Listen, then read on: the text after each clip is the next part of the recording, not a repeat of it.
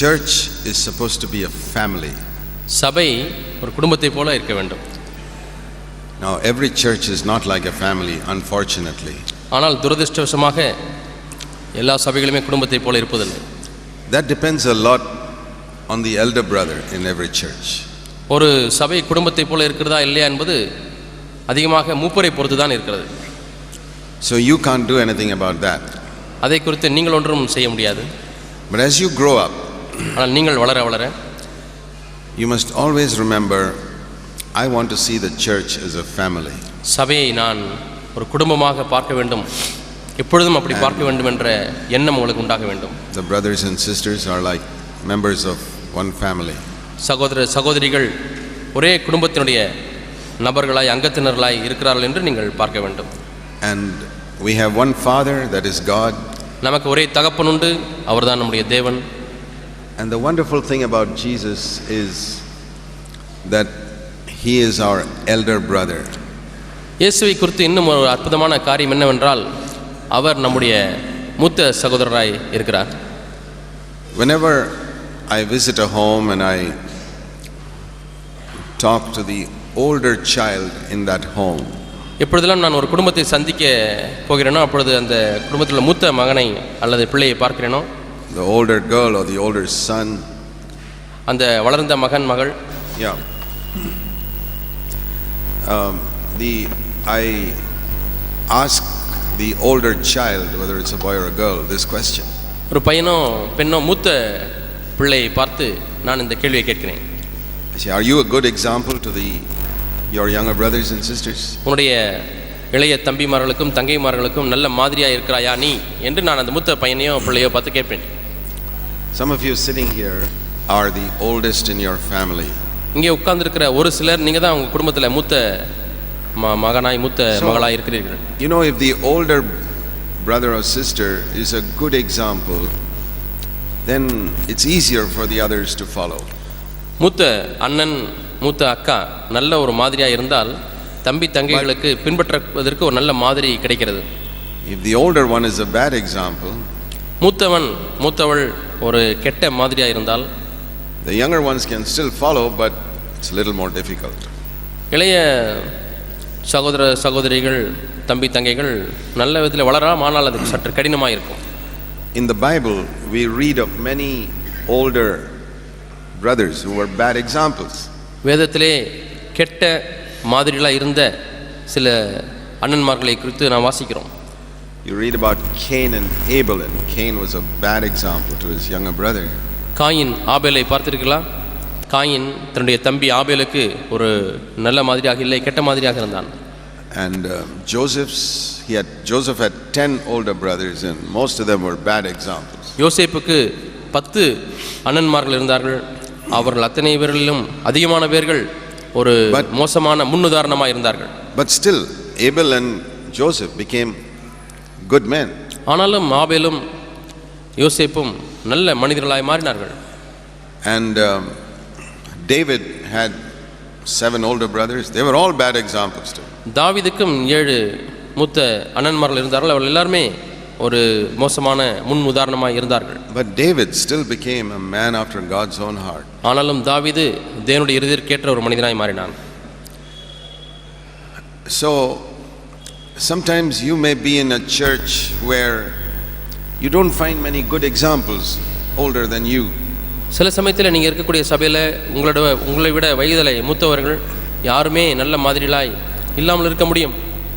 And then you can either become bad, saying, oh well, I don't have any good examples to follow. எனக்கு பின்பற்றுவதற்கு நல்ல மாதிரி இல்லையே என்று சொல்லி அதை ஒரு சாக்காக சொல்லி நீங்களும் கெட்டவர்களாய் மாறிவிட முடியும். Or you can be like Joseph and Abel and David. இல்லாவிட்டால் நீங்கள் யோசேப்பை போல ஆபேலை போல தாவீதை போல நல்ல தம்பியாய் தங்கையாய் இருக்க முடியும். And say, okay, my older brothers are not good examples, என்னுடைய மூத்த அண்ணன் நல்ல மாதிரியாக இல்லை, but I'm going to follow Jesus. ஆனால் நான் இயேசுவை பின்பற்றப் போகிறேன். Because above all the elder brothers we have one elder brother on top. எல்லா மூத்த சகோதரர்களுக்கு மேலாக ஒரு மூத்த சகோதரர் இருக்கிறார் மேலே. And that is Jesus. அவர்தான் இயேசு. Do you know that Jesus is not only our Lord but He's also our elder brother. உங்களுக்கு தெரியுமா, இயேசு நம்முடைய ஆண்டவர் மட்டுமல்ல, அவர் நம்முடைய மூத்த அண்ணன், சகோதரன். A very wonderful truth that you find in Romans chapter 8. ரோமர் 8ஆம் அதிகாரத்திலே அற்புதமான ஒரு சத்தியத்தை நான் வாசிக்கிறோம். Romans chapter 8 and verse 29. ரோமர் 8ஆம் அதிகாரம் 29ஆம் வசனம். What do we read here? அங்கே நாம் என்ன வாசிக்கிறோம்? That God predestined us to be conformed to the image of His Son. தம்முடைய குமாரனுடைய சாயலுக்கு ஒப்பாய் இருப்பதற்கு தேவன் நம்மை முன் குறித்திருக்கிறார். That means He gave us a ticket where the destination is written. That is the meaning of predestination. முன் குறித்திருக்கிறார் என்று சொன்னால் அதனுடைய அர்த்தம் என்னவென்றால், நாம் போய் சேர வேண்டிய இடத்திற்குரிய டிக்கெட்டை கொடுத்திருக்கிறார். The Christian life can be pictured in many ways. கிறிஸ்தவ வாழ்க்கையை பல விதங்களிலே நாம் சித்தரிக்கலாம். It's like a marriage where we are married to Christ. ஒரு திருமணத்தை போல இருக்கிறது, நாம் கிறிஸ்துவோடு கூட திருமணத்தில் இணைக்கப்பட்டிருக்கிறோம். It's like a birth. When you're born again, you're like a little baby spiritually. பிறப்பை போல இருக்கிறது.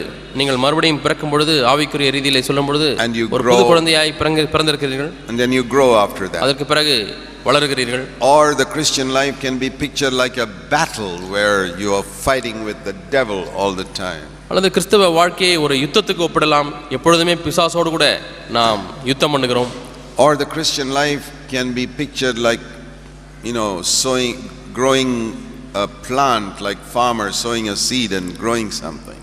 எப்படி விவசாயி விதை விதைத்து நிலத்திலே விளைச்சலை உண்டு பண்ணுகிறானோ அதற்கு கிறிஸ்தவ வாழ்க்கையை ஒப்பிடலாம். Or like a race where you follow Jesus and run this race. அல்லது ஒரு ஓட்டப்பந்தயத்தை போல இருக்கிறது. இயேசுவை நோக்கி பார்த்து நாம் இந்த ஓட்டப்பந்தயத்திலே ஓடுகிறோம். And in today's language we can use another illustration. இன்றைய பாஷையிலே சொன்னால் நாம் வேறு ஒரு விளக்கத்தை சொல்லலாம். We can say the Christian life is like a train journey. கிறிஸ்தவ வாழ்க்கை ஒரு ரயில் பயணத்தை போல இருக்கிறது என்று சொல்லலாம். Now if you are going from here to Chennai, இங்கிருந்து நீங்கள் சென்னைக்கு போகிறீர்கள், the first thing you have to do is buy a ticket. நீங்கள் செய்ய வேண்டிய முதல் காரியம் ரயில்வே ஸ்டேஷனில் போய் ஒரு டிக்கெட் வாங்க வேண்டும். And on the ticket it will be written, அந்த டிக்கெட்டில் எழுதப்பட்டிருக்கும் Tuticorin to Chennai. Thoothukudi Chennai என்று புறப்படமிடம் சேருமிடம். The cost is so much. அதனுடைய விலை இவ்வளவு ரூபாய். That has been paid. அது செலுத்தப்பட்டாயிற்று என்று எழுதப்பட்டிருக்கும். So the Christian life is also like that. கிறிஸ்தவ வாழ்க்கையும் அப்படித்தான் இருக்கிறது. One day when you accept Christ into your life, ஒரு நாளிலே கிறிஸ்துவை உன்னுடைய வாழ்க்கையில் ஏற்றுக்கொள்ளும் பொழுது God gives you a ticket. தேவன் உனக்கென்று ஒரு பயணச்சீட்டை கொடுக்கிறார். In the ticket it says you are a child of Adam. பயணச்சீட்டிலே என்ன எழுதப்பட்டிருக்கிறது என்றால், நீ ஆதாமுடைய பிள்ளையாய் இருந்தாய். That's where you start. அங்கேதான் ஆரம்பிக்கிறோம், புறப்படும். But you received Christ and கிறிஸ்துவை you ஏற்றுக்கொள்கிறாய், born again. மறுபடியும் பிறந்து விட்டாய். And the price of the ticket is very expensive. அந்த டிக்கெட்டினுடைய மதிப்பு, அதனுடைய விலை மிக மிக மிக அதிகம். More than all the gold and silver in the world. உலகத்திலே காணப்படக்கூடிய எல்லா பொன் வெள்ளி இவையுடைய விலை மதிப்பை காட்டிலும் அதிகம். But it has been paid. ஆனால் அது உங்களுக்கு என்று அந்த கட்டணம் செலுத்தப்பட்டு That விட்டது. is the blood of Jesus Christ. அதான் ஆண்டவராகிய இயேசு கிறிஸ்துவினுடைய இரத்தம். But what is the destination? Where am I going to reach? சேருமிடம் என்ன? எங்கே நான் போய் சேர போகிறேன்? Now if you ask most Christians, what is your destination? They'll all say heaven.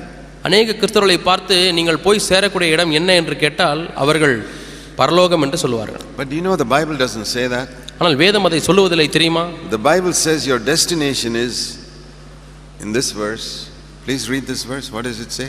இந்த வசனத்தை நீங்கள் வாசித்து பாருங்கள். இந்த வசனத்திலே போய் சேருமிடம் என்ன என்று சொல்லப்பட்டிருக்கிறது. ரோமர் 8:29. Being conformed to the image of His Son. தமது குமாரனுடைய சாயலுக்கு ஒப்பாயிருப்பதற்கு முன் குறித்திருக்கிறார். So your destination is not a place.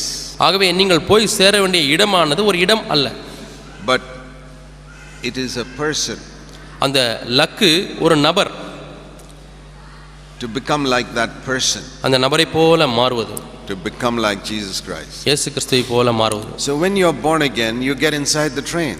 மறுபடியும் பிறக்கிற நேரத்திலே தான் நீங்கள் ட்ரெயினுக்குள்ளாக உள்ளே போகிறீர்கள். If the ticket says Chennai, then the train will go closer and closer to Chennai.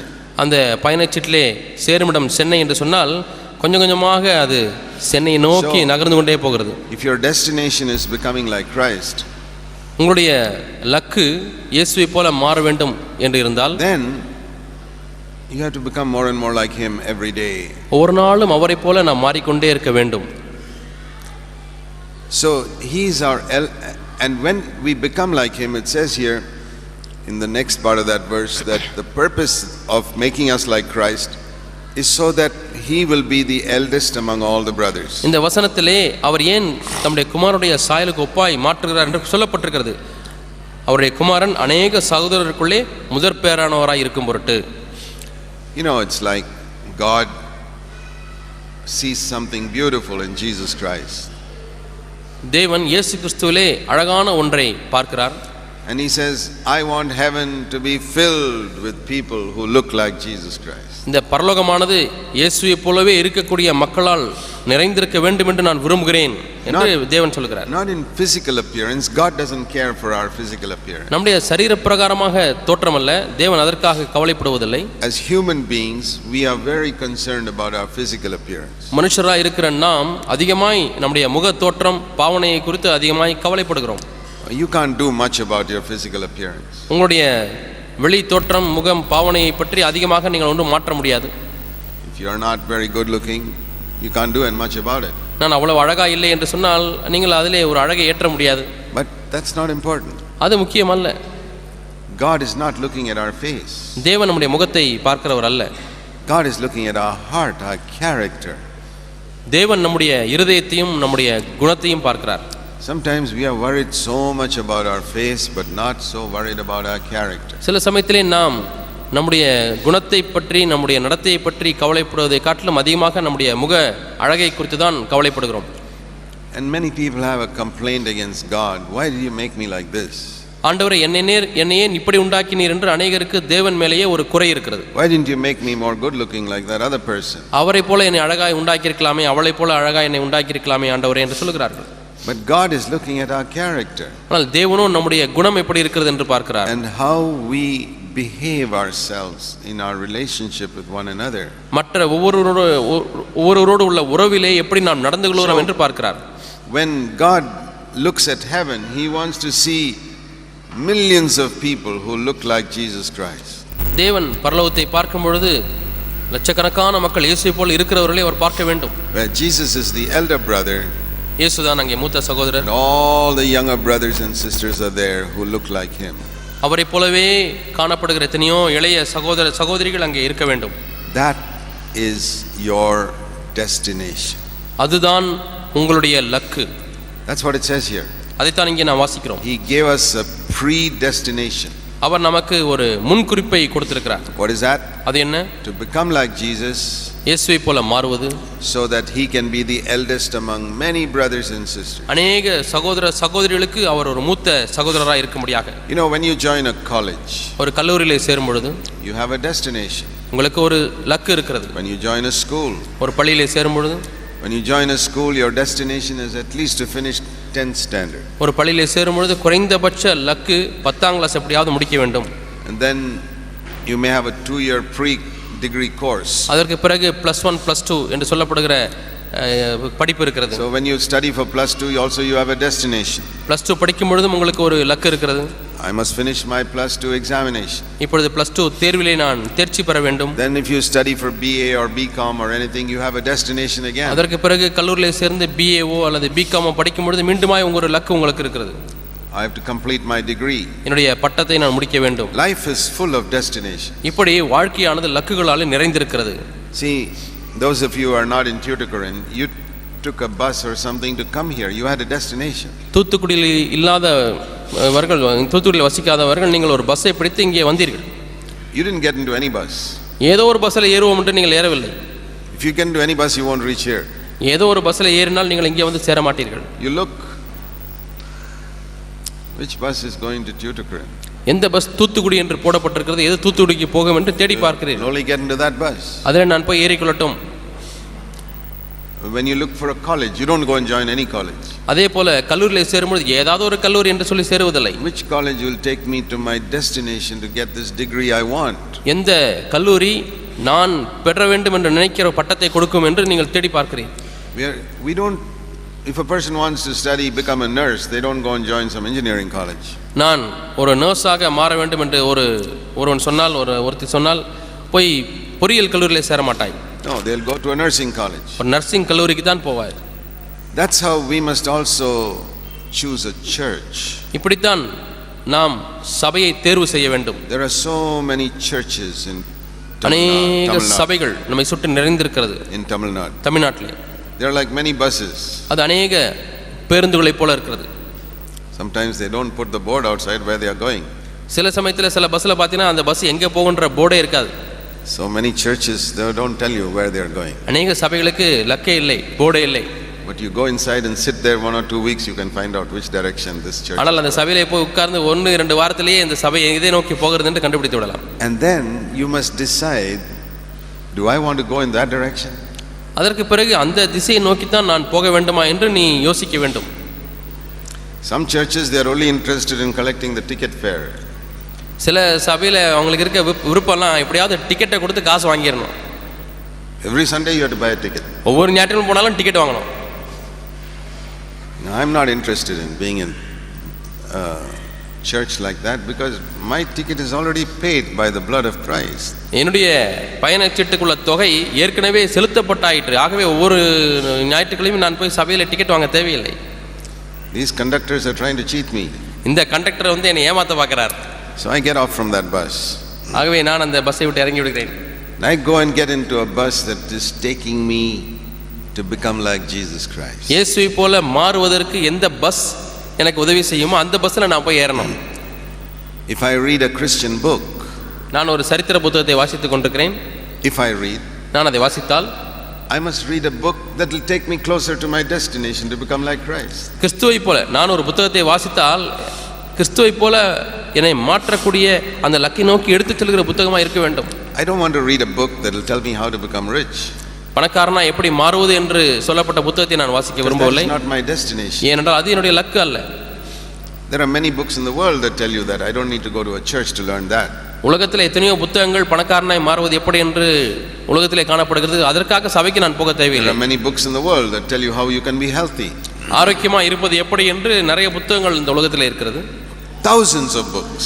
ஆயிரக்கணக்கான புத்தகங்கள் in the world. இந்த உலகத்திலே. How to become rich and how to become healthy. எப்படி பணக்காரனாய் மாறுவது, எப்படி ஆரோக்கியமுள்ளவனாய் மாறுவது. I don't need to go to a church to. இதை கற்றுக்கொள்வதற்கு சபைக்கு போக தேவையில்லை. But there's no book in the world that tells me how to become like Jesus Christ. ஆனால் இயேசு கிறிஸ்துவை போல எப்படி மாறுவது என்று போதிப்பதற்கு உலகத்தில் எந்த புத்தகமும் இல்லை. Here it doesn't say that God predestined us to become rich or to become healthy.